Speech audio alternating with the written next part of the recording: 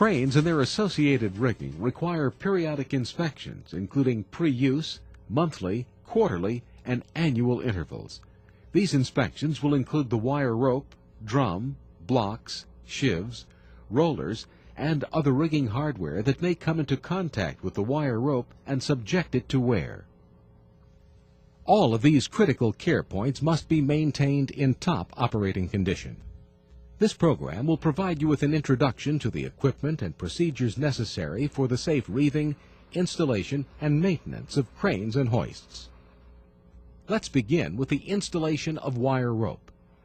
At all inspections other than the pre-use inspection, re-spool the drum under tension where required and practical. There are 4 basic types of blocks: a crane or hook block, a wire rope block, a block and tackle, and a snatch block. To select a block to fit your requirements, consider the following points. Are there regulations which could affect your choice of blocks, such as federal, state, ANSI, OSHA, API, MMS, ABS, or other maritime or insurance requirements?